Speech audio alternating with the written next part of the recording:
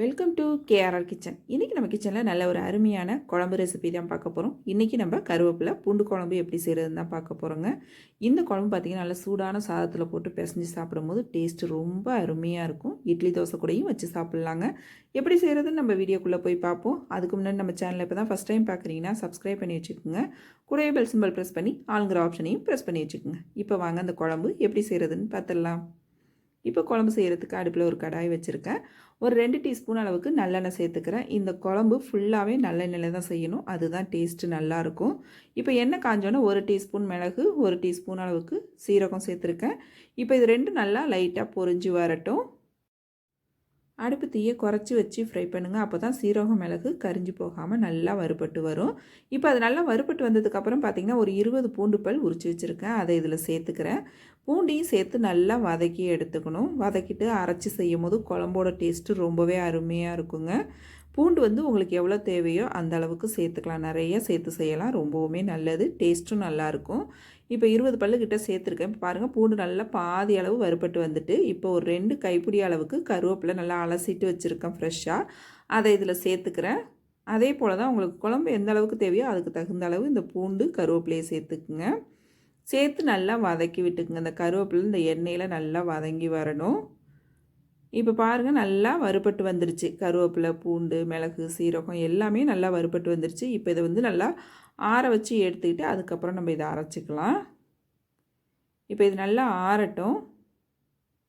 இப்போ எல்லா பொருளும் நல்லா ஆறிடுச்சு. மிக்ஸி ஜாரில் சேர்த்து தண்ணிலாம் எதுவும் சேர்க்கக்கூடாது. தண்ணிலாம் எதுவும் சேர்க்காமல் இதை நம்ம அரைச்சி எடுத்துகிட்டு வரணும். அந்த பூண்டு கருவேப்பிலையில் உள்ள ஈரத்தோடையே நல்லா லைட்டாக கொரப்பாக இருக்கிற மாதிரி அரைச்சி எடுத்துக்கணுங்க. இப்போ பாருங்கள், இந்த மாதிரி தான் அரைச்சி எடுத்துக்கணும். இது ஒரு பவுலில் மாற்றி வச்சுருக்கேன். திரும்பவும் அதே மிக்ஸி ஜாரில் ஒரு 2 தக்காளி பழம் மீடியம் சைஸில் உள்ளது எடுத்திருக்கேன். இதையும் நல்லா பேஸ்ட்டாக அரைச்சி எடுத்துகிட்டு வந்துடுவோம். இப்போ எல்லா பொருளுமே நம்ம ரெடி பண்ணியாச்சு. குழம்பு தாளித்து விட்டுற வேண்டிதான்.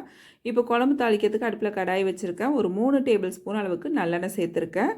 நல்லா எண்ணெய் காஞ்சதுக்கப்புறம் ஒரு 1/4 டீஸ்பூன் அளவுக்கு வெந்தயம், 1/2 டீஸ்பூன் உளுந்து, 1/2 டீஸ்பூன் கடுகு, 1/2 டீஸ்பூன் அளவுக்கு சீரகம் சேர்த்துக்கிறேன்.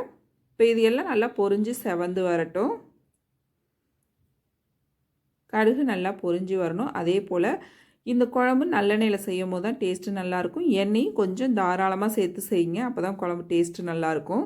இப்போ இதில் கொஞ்சமாக பெருங்காயத்தூள் சேர்த்துருக்கேன். அது கூடவே பார்த்திங்கன்னா ஒரு 20 பூண்டு பல், 20 சின்ன வெங்காயம் உரித்து வச்சதை இதில் சேர்த்து நல்லா வதக்கிக்கிறேன். வெங்காயம் பூண்டு நல்லா வதங்கி வரட்டும்.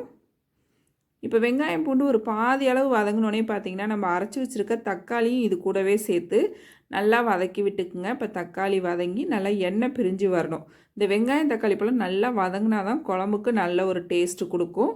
நல்லா இந்த அளவுக்கு வதக்கி எடுத்துக்குங்க.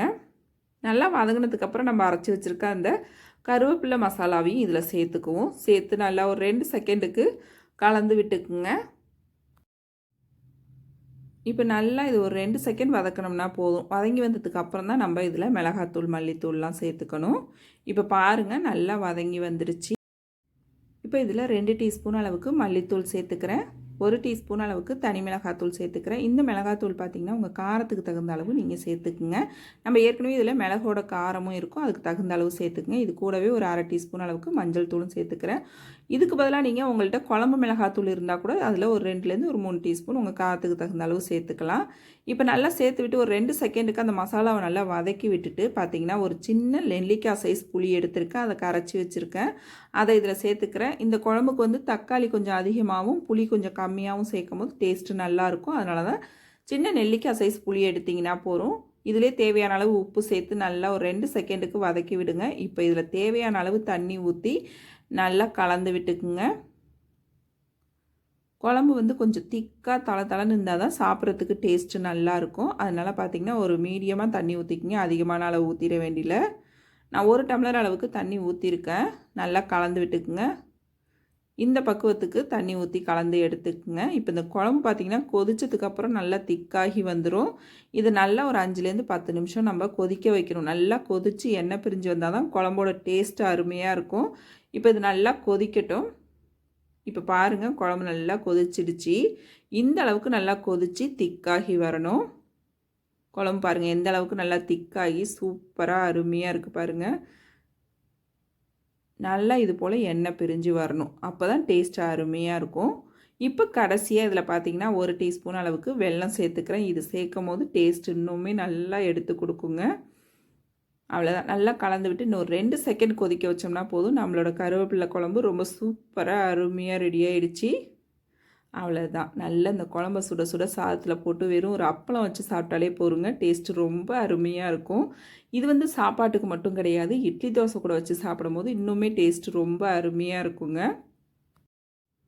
நீங்களும் இந்த கருவேப்பிலை குழம்பு நான் இன்றைக்கி சொன்னது போல் கண்டிப்பாக ட்ரை பண்ணி பாருங்கள். ட்ரை பண்ணி பார்த்துட்டு எப்படி இருக்குன்னு எனக்கு கமெண்ட் பண்ணுங்கள். என்னோட இந்த ரெசிபி பிடிச்சிருந்ததுன்னா லைக் பண்ணுங்கள், ஷேர் பண்ணுங்கள். மறக்காமல் நம்ம கேஆர்ஆர் கிச்சனை சப்ஸ்கிரைப் பண்ணி வச்சுக்கோங்க. நாளைக்கு வேறு ஒரு ரெசிபியோடு சந்திப்போம். தேங்க்ஸ் ஃபார் வாட்சிங்.